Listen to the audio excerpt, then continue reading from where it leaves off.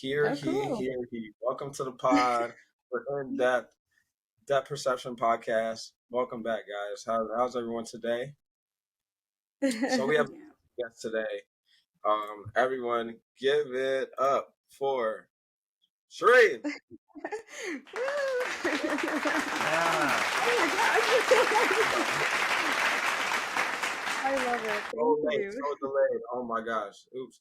All right, so these are her stats. We like to give our stats of our friends who hop on the pod with us. So pretty much, it's like I play basketball. I really like stats and everything like that. So she was in undergrad. She graduated from University of Calgary, in I guess somewhere in Canada, wherever that is. Yeah. Graduated with a bachelor's in neuroscience, honors, all caps honors, I and worked hard for that honors. then graduated from the University of Waterloo OD honors. Graduated in 2019. So she's been working for a few years now in the game, really killing Yeah. it. Okay. Welcome Yeah. to the pod. Um, Thank you so much. Thank you. Thank you so much for having me. I am honored to talk to all of you guys and hopefully share some of my journey and some of my mindset and just have a good time. Yeah. So today we're talking about the grow up instead of the glow up. hmm So what is that about? Like, can you just give us a little bit of background from you? Yeah, definitely. So, I mean, I kind of broke my life in optometry down to three parts. There's, the optometry student kind of part. Then there's the brand new grad, 0 to 3 years out of optometry school. And then now I'm kind of in the young OD phase, I would say, 3+ years out of optometry school and just kind of getting into the zone of really what this profession is about and seeing where I can go from here. In those three zones, I would say I used a lot of resources.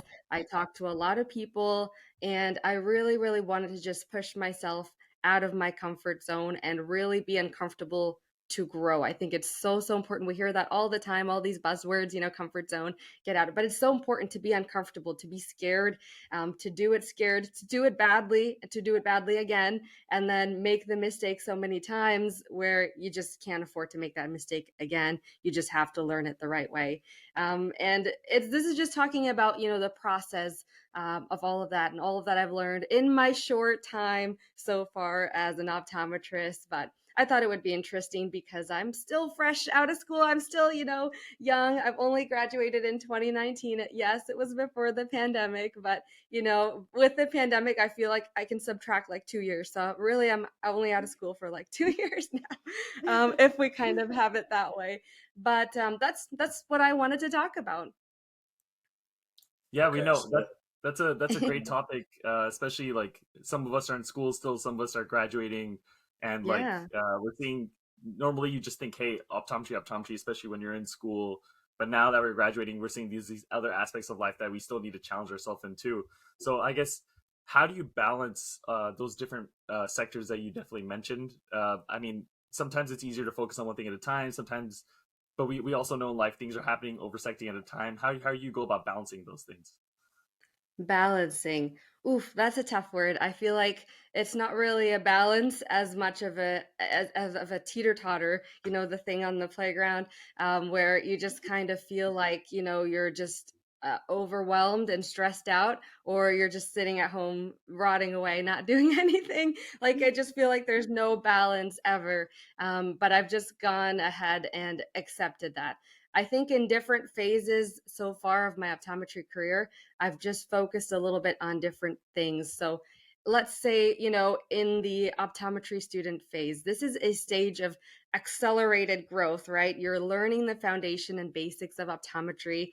You're learning your basic clinical skills. You're also trying to, undergo the stress of being evaluated with exams and practicals and just being forced to practice and repeat and practice and repeat. You have a safe space to make mistakes. And the outcome of that is you do grow. You do grow as a student. You do grow as a clinician. That's what this whole, project is about. Optometry school is about you continually growing and becoming, from student to doctor. So that part, I think it was very natural to grow, just because you were in that environment where you were forced to anyway. Some of the other things that I would say I did kind of during that time, joining clubs and teams and associations. So I was part of the Chaos and the American Optometric Student Association for Waterloo. And, we definitely collaborated with each other for events and projects, initiatives. I did some mission trips. It was just for me, finding that balance was really kind of trying to see where I wanted to go in optometry. And for me, that was trying everything and seeing what stuck and what didn't, what I liked and what I really didn't like. Wow, I feel First like you question. completely described everything that I've been going through. Yes, so there you go. Yeah, you really did. That's a good It'll follow-up pass. question or follow-up point. Second follow-up point. Favorite part of going to the park? I was more of a monkey bar guy. She's mentioned teeter-totter. Anybody have other ones? Swings were my jam. Oh yeah. It's cardio, guys. It's really hard. Have you been on the swings lately? It's a lot of I cardio. think the slide, the slide. When you slide down, that I think that was my favorite. Going down the slide. I'm with Doug on that. The slide. Yeah, me too. I love the slide, but not the static. When there's that friction. Oh, I Yeah, know. right. There's that Yeah, the static. static. Yeah. It's scary.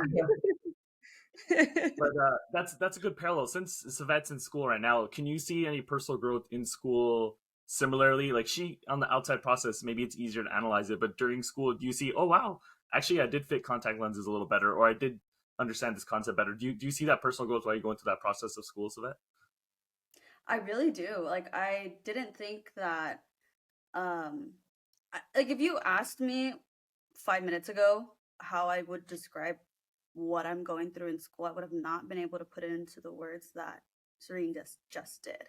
And it's kind of, that's why I just had like a mind blown moment when you were speaking, because I feel like you really took the words out of my mouth, or like it's almost like if you were just watching me and you're kind of like seeing what's going on in school.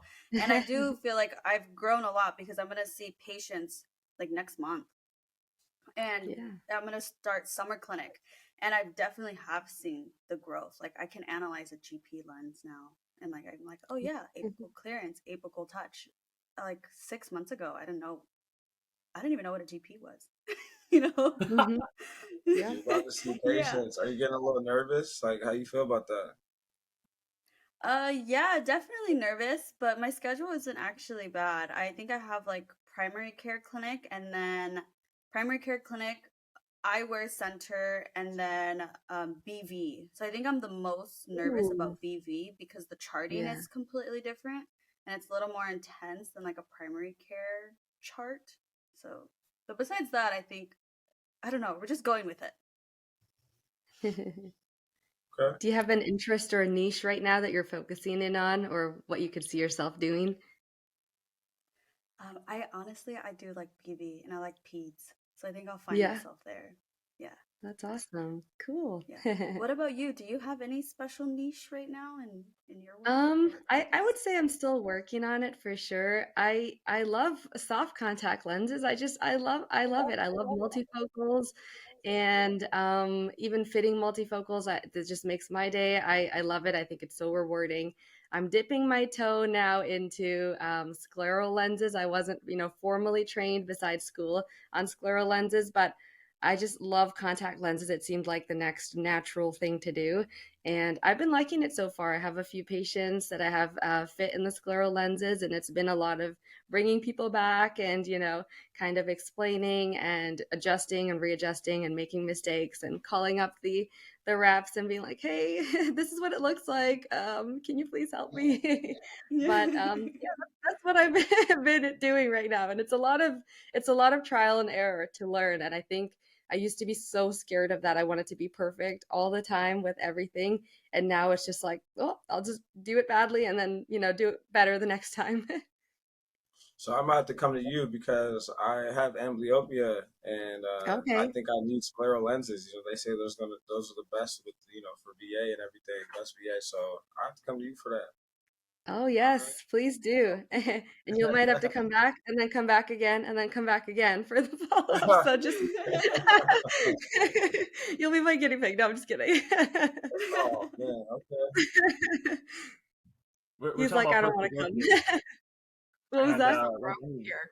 sterile lenses seems like a good way to see that personal growth within the clinic. And you kind of touched on some points, whether it be like a teeter totter, kind of focusing on some important things first. Another thing you touched on there, trying to be perfect, but sometimes you kind of just put your best foot out there.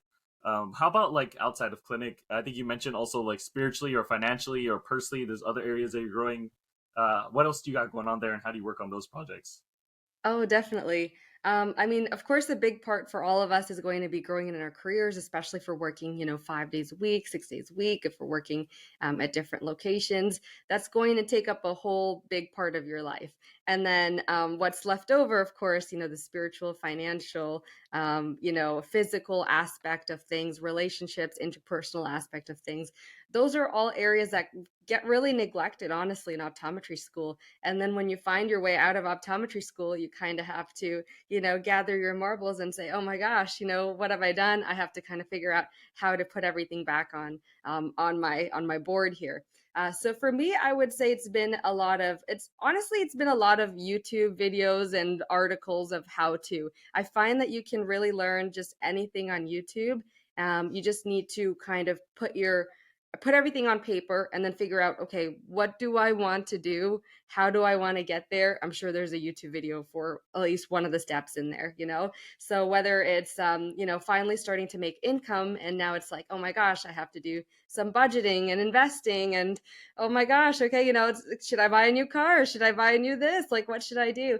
As long as you kind of get everything down on paper, you watch some YouTube videos. There's some really awesome women on YouTube that talk about budgeting and finance. And I say women specifically because I feel like I can really relate to, kind of the terminology they use sometimes. And sometimes they're new, to this. They're kind of the underdog sometimes to this because it's the finances part of it is sometimes really dominated by men. So kind of going to the women creators, I really love supporting them. And I feel like I just learned so much from them. So investing, finances, stocks, all of that is really just from YouTube. If you ask me how I learned it, it's YouTube. I didn't have a financial advisor.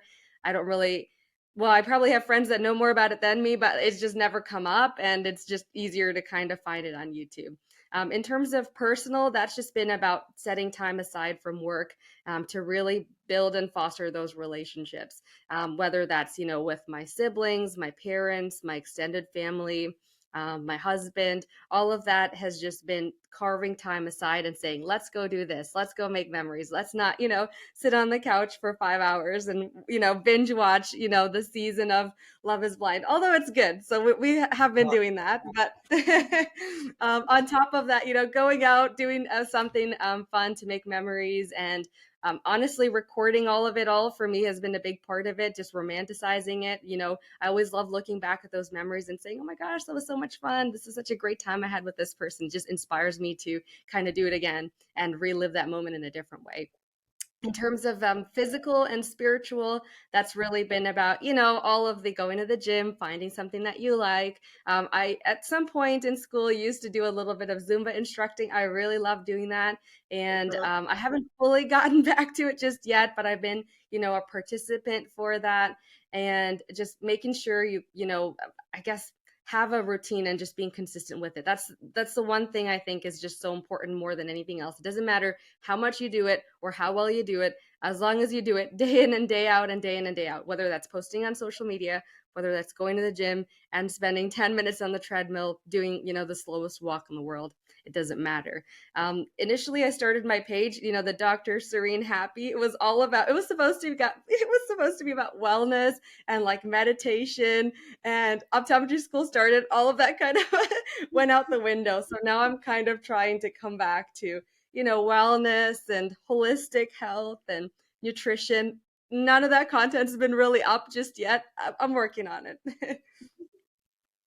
No, those are great touch points. Like, I love that when I totally relate on when you're saying you're putting like taking out the marbles. Like for me, it's kind of like you're sweeping dirt into a room, and then the door opens when you graduate, and it's like all the dirt is Yeah, still there.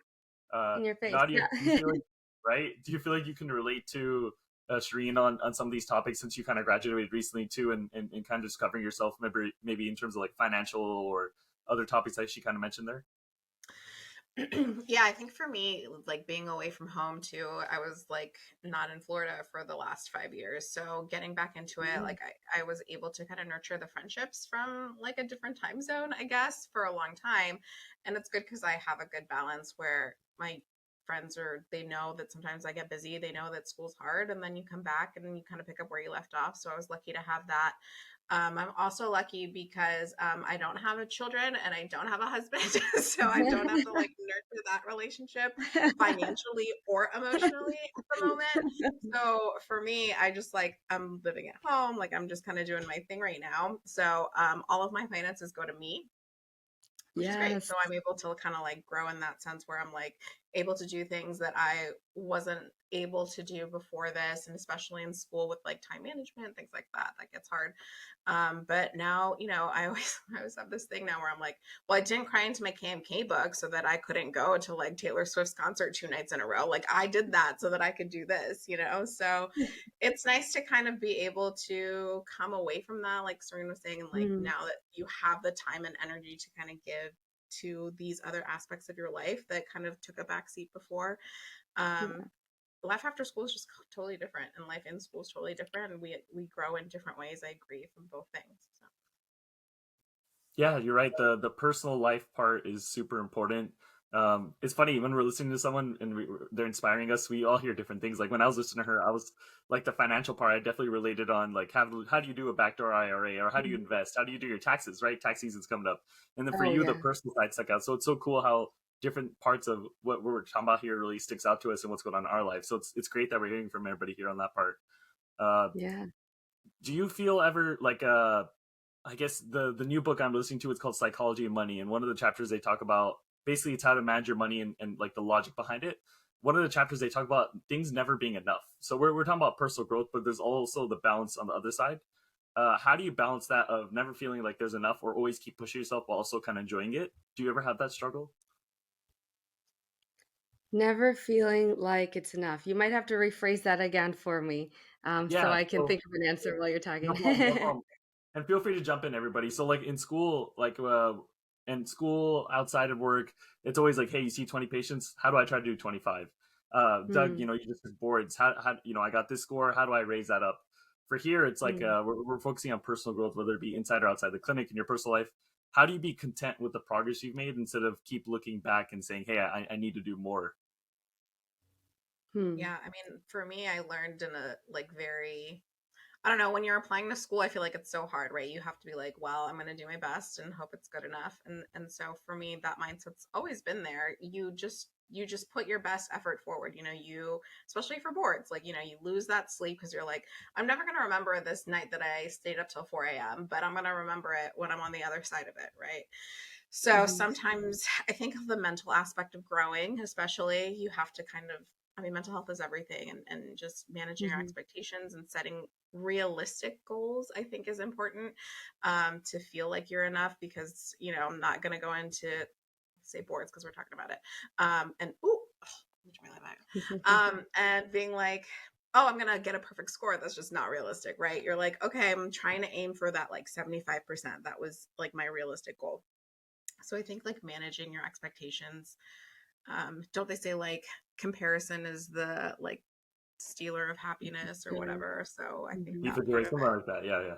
Yeah. So, I think managing your goals helps you grow.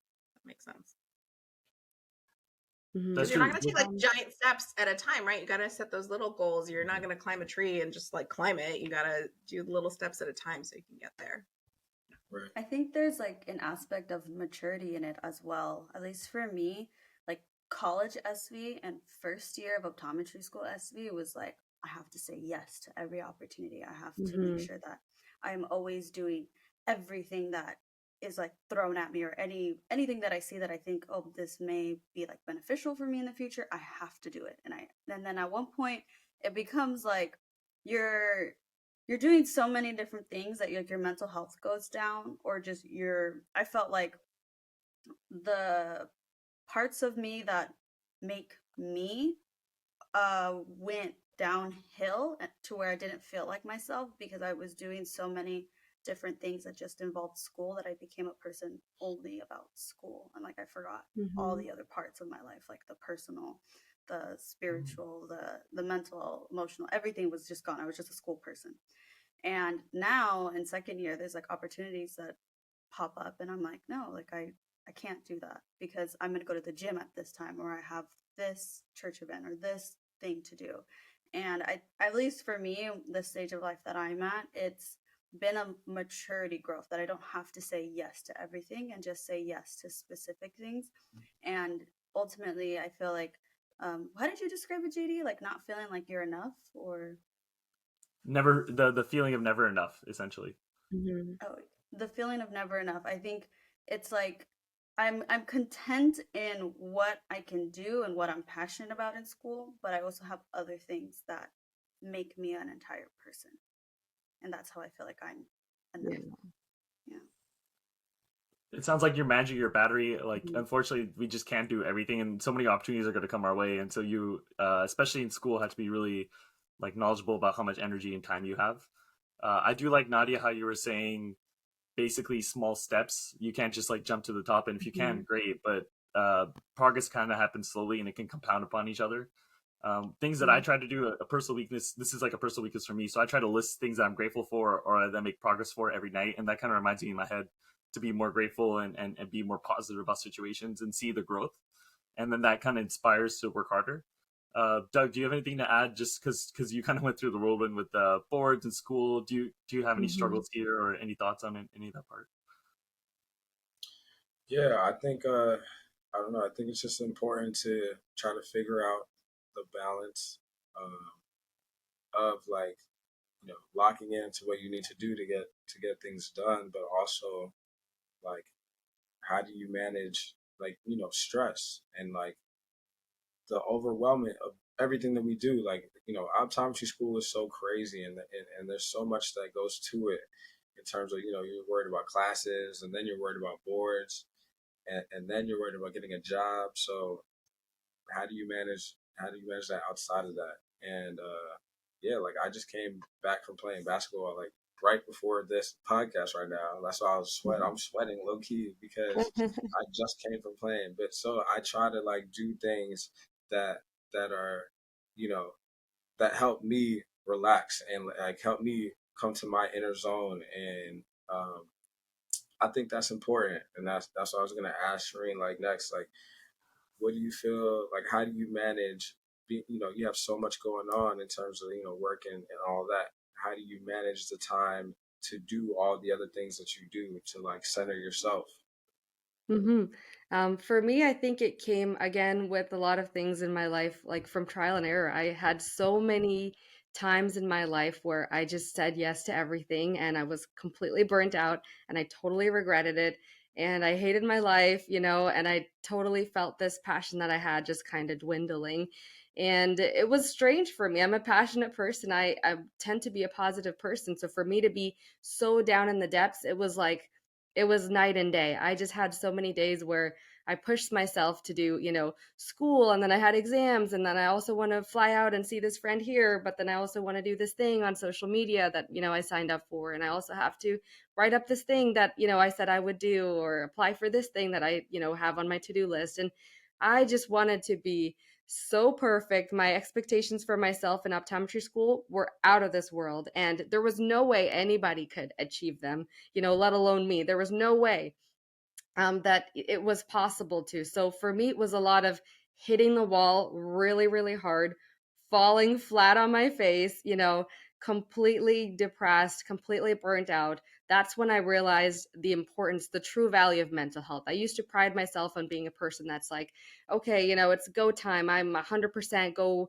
hard or go home, or go big or go home. And I don't want to be that person anymore. There's, when you go hard, you sometimes you do have to go home because you're so depressed and tired and burnt out anyway. So for me, it was just about finding things that helped me to kind of be in that steady state of growth rather than exponentially going up and then falling hard and then kind of trying to make up room and then kind of coming back down again. The way that I center myself, I mean, definitely I love listening to different podcasts. I've always been, a podcast girly. I love Jay Shetty's podcast. I think it has a lot of good tips for, mental health and interpersonal relationships. I've tried really hard to meditate. It's been on and off for many, many years. It's really hard for me to quiet my mind, but when I do get into that zone, I find that it's really, really helpful for me. It does help me to center myself. The bigger thing that I do, and I have notebooks everywhere, everybody that knows me will attest to this, as I write everything down, including, everything that's on my mind, everything that's a problem for me, everything that I'm excited about. I have journals, stacks and stacks of journals, even journals from childhood where I open it up and I'm like, oh, I needed help. Gosh, like what's going on here? But I just write everything down. For me, that takes it out of my brain space and onto something where I can see it. And when you put all of your problems down or everything that's bothering you down on paper and you look at it and you realize, hey, that's not so bad. And then you can kind of connect the pieces and say, this is what I need to do so I can cross this out. This is something, that's a down on paper. I don't need to worry about it now. So journaling has been really good. Meditation, journaling has been really good. Exercise, but more specifically for me, being outside. I'm not a gym person. I don't love, being indoors at the gym. I've tried it so many times, 6 a.m., 6 p.m., 8 a.m., 8 p.m., 9 p.m., different times, different, days. I'm just not a gym person. I love to be outside. I love to be out hiking and biking, and just really getting the vitamin D. I probably just need to take vitamin D, but I prefer getting it from outside. So that's another thing where I would say really helps me to just kind of balance and center myself. The last thing I would say is just the social events, with friends, with coworkers, colleagues. I think that's really important, especially with coworkers and colleagues, because then you can just kind of talk about, oh, this thing at work, and they totally get what you're talking about. And you can kind of just vent in that way, respectfully, of course, but just kind of vent and talk about a similar struggle. I feel like that really helps with bonding. And it also really makes you feel like you're not alone, because at work, you're very professional. You have to do, your patient care, you're busy. But kind of just having that camaraderie with your colleagues helps you to feel like you're not alone and you're not the only one that's, kind of feeling that work stress on you sometimes, and feeling a little bit burnt out sometimes, even on the best of days. I love that question, Doug, and I love where this conversation has gone. In order to kind of progress, you need to relax and put your body in the right mental and physical space in order to progress. And so I love that list you 100%. gave there. Those are some great tips. You said meditation, journaling, finding enjoyable things in terms of being social or working out. I think those are all great things that we should all do. Ooh, what was that? So yeah, bravo, bravo. um, I guess finally, it's great to kind of look at how you go about the process to regenerate, the things that you've done, but what about where you want to go? Maybe kind of understanding the process of starting new projects or where you want to personally grow now on to see the beginning, since you've kind of seen the results and also the process of relaxation. What would you say there's some avenues, whether it be in or out of clinic, that you want to grow on, how you're kind of thinking about those processes right now? Mm-hmm. Definitely. Let's start with out of clinic first. Out of clinic, I mean, when we talk about, interests, for me, I really like eating like food from different cuisines. I think it's a way to travel the world without traveling the world. But of course, like every other millennial, I also want to travel the world. I want to see all these different places, and I think there's just so much value in just kind of learning different things about the world, about different cultures. I think it helps us to understand all of us a little bit better and kind of realize the big picture that we're in this, that we're in this world with. I mean, as cheesy as it sounds, with everybody in it, we're kind of going through a similar struggle. And I think those experiences really help you to feel centered, grounded, and not completely overwhelmed, and over focused on this little stress ball of, a life that you might have put yourself in. So I think that's really important to build perspective. Other goals, honestly, you kind of read these articles or see these TikToks about the regrets that people have on their deathbeds. And I always listen closely. I'm like, oh, this is insider info. I want to know. And a lot of the regrets are, I worked too hard. I worked too much. I didn't spend enough time with my friends, and I didn't spend enough time with my family. I didn't travel enough. I didn't go to enough places or try enough new things. I was too scared to try, this or that. So those are the things that I'm kind of trying to prioritize. If it comes up so many times with people on their deathbed, I mean, there must be some value to it. These are the things that people are thinking about at the very end of their life. And, none of us can really predict when that will come, but, we can't lose perspective that that's just the sheer truth of mortality. We can't ignore that. That's part of it. And that when you kind of remember that fact, it just helps to put the rest of your life into place. What I'm doing is important. What I'm thinking is important. My feelings are valid, but I don't have to put myself in a bubble of stress and anxiety over something that's so zoned in that I lose track and sight of everything else. So I think for me, that just came from a lot of reading, a lot of research, and a lot of kind of trying to understand why I felt so down on the days that I was so down. Inside of clinic, we talked about maybe being the optometry student. There was a lot of different resources that I used during that time. And I'll kind of drop a few of those resources too for anybody listening, like Eyes on Eyecare, optometrystudents.com. I followed my fellow ODs and OD students on Instagram. And Nadia, I am a fan. I've been following you since 2018. You messaged me in 2018 and I was like, oh my gosh. I think I messaged you. I said, thank you for showing me all the love on my photos because I just started up my Instagram page. But that really, that kind of group really helped me. The Instagram part of things really helped me because I found that, hey, I found my people and they're all talking about clinic things, but they're also talking about burnout and stress and what they do outside of clinic. And I get to see all these snapshots of, people doing different things. There's a creator, I can't remember her name, but she's an optometry student. I think she's an optometrist now, but she does like all this cool crocheting. I'm like, oh my gosh, I need to pick up this hobby. This is so neat. And it's just been really nice to be able to make friends in that way, see what they're up to, and just kind of, be in that struggle together. Conferences were big for me as a student. I really, really enjoyed meeting other people and learning about not their optometry life only, but who they are as a person, all the things they get to do outside of the profession, and the fact that this profession allows us for us to do so many things outside of the profession. We have so much, work-life balance if we want it, and if we set it up right to be able to do everything that we want to do outside of just optometry. In my new grad phase, that's where it was the most teeter-totter. It was just about, now we're learning new skills, right? It's job search, networking, oh my gosh, LinkedIn. We are thinking about, entering the job force. How do I do taxes? What's an S corp? Am I a contractor? How do I fill out all of this? Student loans, like, oh my gosh, I forgot.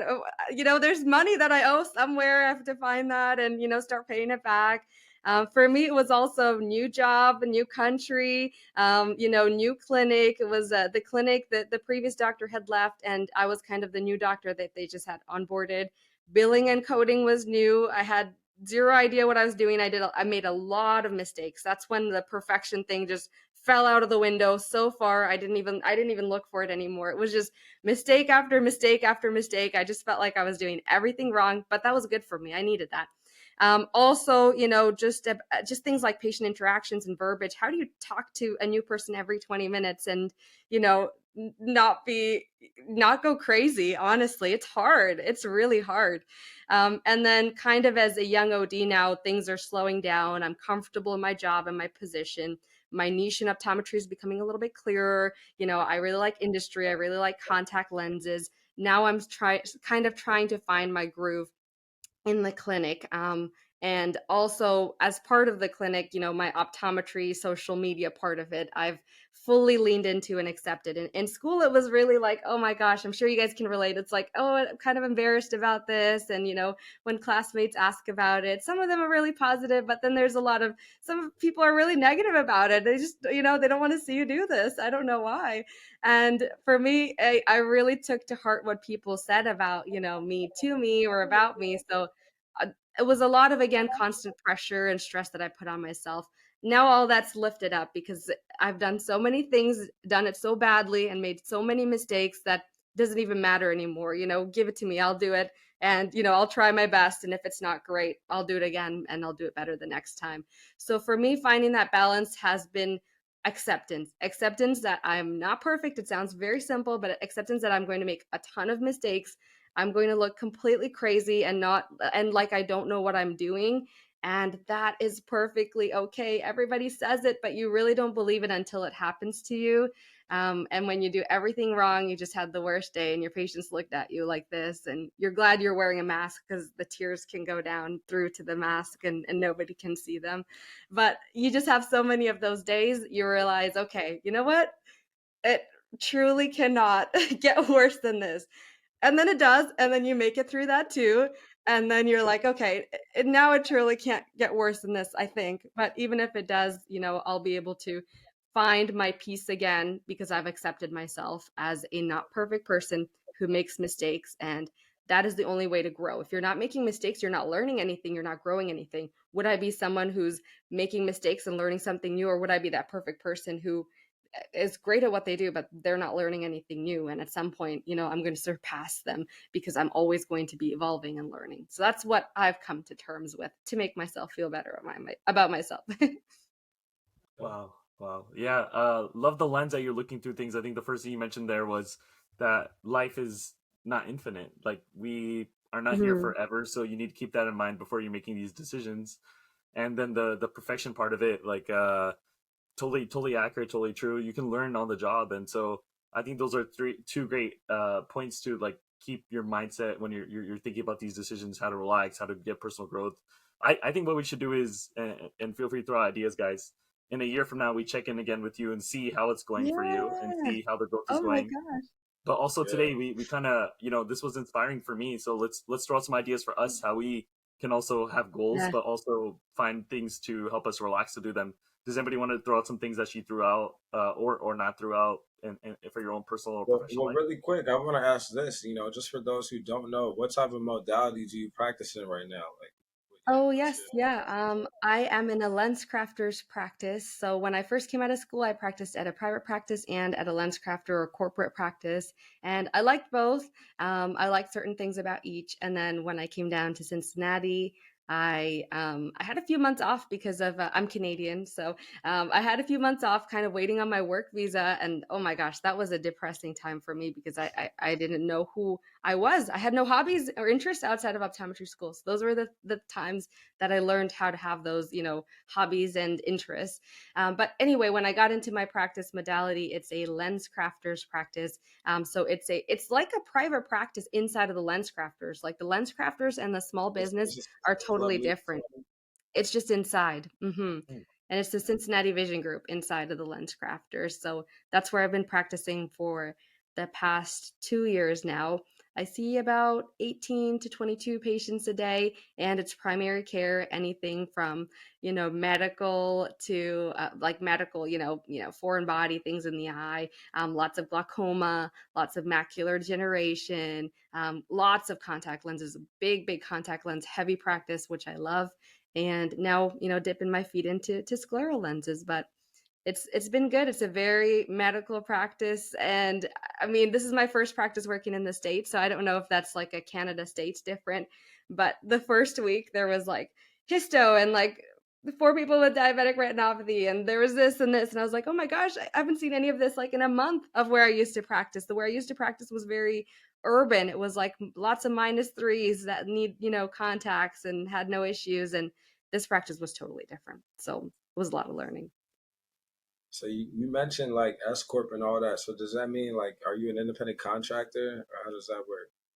Not at the moment. I don't know. I would say enough about it. I'm still learning, but not at the moment. I'm an employee at the moment. But in Canada, I used to have an employee job, and then I was an independent contractor at my moonlighting position at the Lens Crafters. So there was some tax differences there. But now I'm relearning tax because it's different in the States than in Canada. So I probably messed that up this year, but that's okay. We'll try again next year. You mentioned, seeing a lot of stuff, and you optometrists, you three. I want you guys to all chip in this.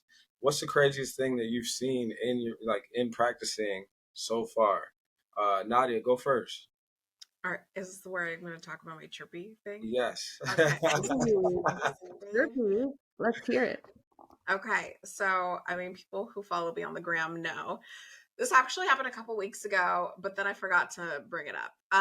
So basically, I had a patient come in. This is not the weirdest thing that's happened. It's just the recent thing that annoyed me. So patient came in. It was like November. So she was there, and I was like, "Oh, we, did optos at a DFP." I was like, "Hey, you have these freckles on the back of your eye. Sometimes a freckle is just a freckle, right?" But I just was like, "This is a bear track kind of pattern." So I just asked, like, even if I see some tortuosity in the vessels, I always ask about blood pressure, right? So I'm like, "Oh, do you have a family history of like colon cancer or anything like that?" And she was like, "Yeah, actually, my mom and my grandmother have like colon cancer or something with their colon." And I was like, "Oh, okay. Have you ever been screened before?" And she's like, "No, I haven't." She's like, "Why are you asking?" And I was like, "Oh, well, there's just like freckle pattern in the back of your eye. It's not a bad idea." I always tell them like not to panic. Like I never like even if I'm panicking about something, I'm like, "It's okay. Just don't worry about it. Don't lose sleep. Just call your primary care. Let's just get it checked out because I don't want a patient to be like going home crying." so Yeah. so I just told her like, "Oh, like get it checked out." So a couple weeks later, she came back with her son, and then she's like, "Hey, I talked to my primary care doctor, and they said that they have no idea what you're talking about. They're like, why would a freckle pattern in the back of your eye even mean anything about colon cancer?" And I was like, "Interesting." So at this point, I'm mad. So I like print out these journal articles and I'm like, "Here, why don't you take this to your primary care doctor? Here's my card. Tell them to call me if they have any questions," right? So anyway, don't think about it for a while. And then she came back for her follow-up. We're like monitoring for glaucoma or something too. And then she had brought in like a pamphlet and I was like, "Oh, how's it been?" Well, first of all, she was on my I don't remember everyone's names. Okay. Like people come back and I never look at their names. So I don't know everyone's names. You see 20 people a day, you don't remember. And I saw Mhm. her in the room because she was in for like a full exam on the schedule. And I was like, "Hey," like I recognized her. I was like, "Hey, how are you? You're not here for a full exam, right?" She's like, "No, I'm here for like the follow up, blah, blah." So I was like, "Oh, interesting. Okay. What happened?" She like brought me a pamphlet and it was like literally pictures of the polyps that she has in her colon from her GI guy. And I was like, "Huh, interesting." So interesting. So she's like, "Yeah, I don't know what the next steps are. They're checking it now, blah, blah." So anyway, I was saying that, you just never know. And the primary care like didn't even want to do anything because the optometrist loony bin had said like, "There's a freckle in the back of her eye." This is actually the second time that I've seen like a chirpy pattern like this. The first time I saw one, I was an intern and I told my preceptor, "Hey, this looks like a fishtail chirpy." It was kind of different. So I'm like, It's kind of like weird. Should I ask the patient about like colon issues?" And they said no. And I was like, "Okay, no problem." So I go in the room and I'm like, "I don't care. I'm going to ask." So I ended up asking, and that they had already had like colon problems. Like they already knew they had colon cancer. So it's just like, you just never know. Like the things that we're learning Mhm. in school are so relevant in the whole body that people don't understand that, I think. And the part of like social media that and things that we need to push for just as like an optometrist society is education. And because I think people don't know what we do, people don't think we're real doctors, Florida. And so, like, how do people know to brush their teeth twice a day and go every 6 months to get their teeth cleaned, but they don't know what optometrists do? It's like they've just been mentally educated from a young age to know these things, and so we as like optometrists have to do that. That's my soapbox anyway. That's my story. JD, what about you? What would you say is the Cool. craziest thing you've seen, thus far in practice? Yeah, I would say patients with 50 or 60 pressures post-op, or because the angle was closing. Those definitely got me a little anxious. Some big cataracts, a lot, you know, TRDs, tractional retinal detachments, solid one real retinal detachment. So those things were definitely nerve wracking. Yeah. Sheree, what about you? Yeah, I've definitely seen my, share of interesting things kind of being at this practice, especially. But one thing that sticks out, and it might not be that interesting, but it was interesting to me, is when I first started working here. Imagine I'm freshly from Canada, and I'm here in Cincinnati, Ohio. This is my first time practicing in the States, and it was like my whole first week. I just kept seeing these people that had all these little scars on the back of the eye, all these kind of bright little, hyper fluorescent kind of little spots on the optos. And I kept seeing it. I was like, oh, first time I'm like, okay, chorioretinal scars. And then next day I saw it again. And then I saw it again. And, that person's mom. And then next day I saw it again. I'm like, oh my gosh, this is during COVID, or this is, I guess, right, at the end of like during, I guess, the pandemic. But I'm like, oh my gosh, is this something new that I'm discovering? Is this an outbreak? Like, is this, am I on the cusp of something?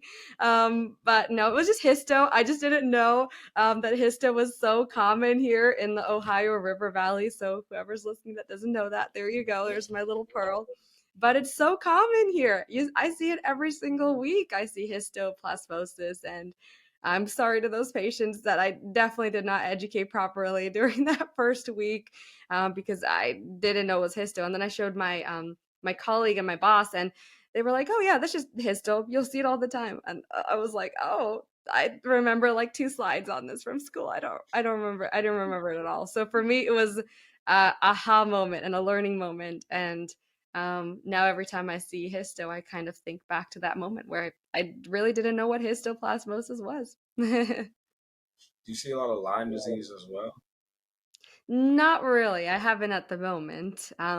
Or even if I have, I guess I haven't correctly diagnosed it. So I might have, and I might not have correctly diagnosed it, but that's the way practice goes. So ask me in 10 years, and maybe I can give you a better answer.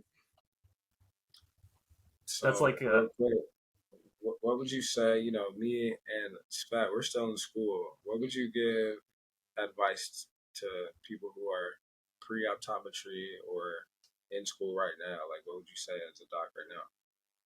Yeah. Well, I'll start in terms of where you are at in pre-optometry and optometry, or both of you guys are optometry students. Doug, you're graduating this year, right? Congratulations. Woohoo, almost at the end of the tunnel. I would say I would say lean into the resources. There's so many resources, and I've looked into, I would say, most of them, and I'll give you some of my favorites. I'll probably make a post about it as well at some point on my social media.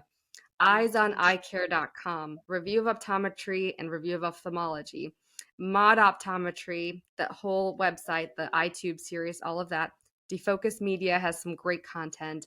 Young OD Connect, I've been loving because they bring in different speakers and do these workshops and series about people who are ODs in industry, ODs in academia, new ODs that have been in the game a little bit longer, ODs that are deans of schools, and you get to hear all these different perspectives, and then you really realize the scope of your degree. It's not just practice. There's so many things that you can do with your degree.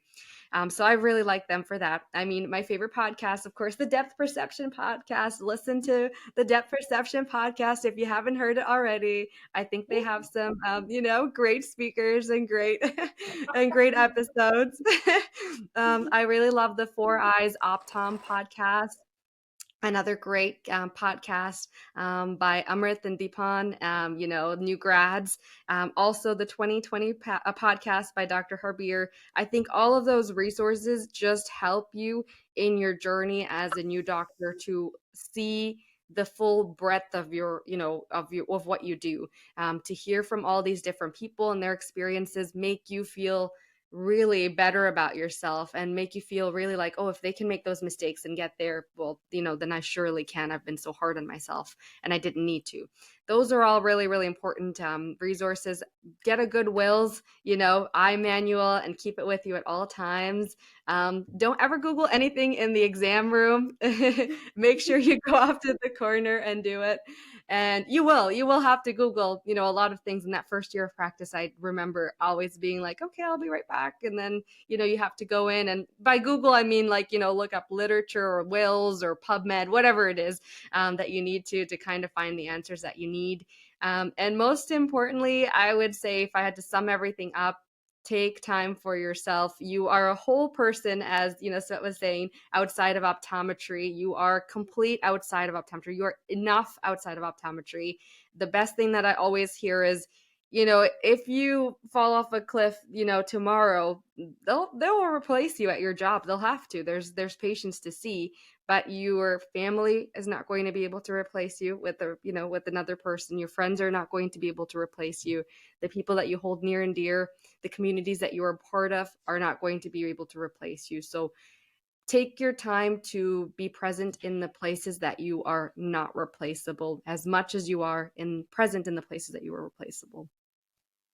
Wow, that's a great way to end it, and keeping in mind that point of replacement. So I think what we learned today from you was how to kind of focus on personal growth inside and outside of clinic, and how to kind of relax to give you the energy to be able to do that.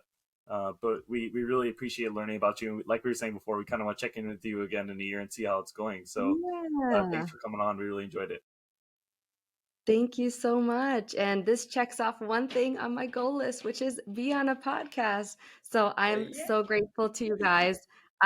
When I wrote that down, I'm like, I don't think that's going to happen. Like, what do I even have to talk about? I didn't do anything.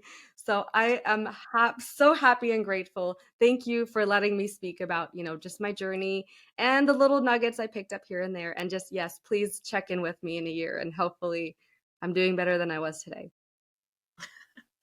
We love it. We appreciate the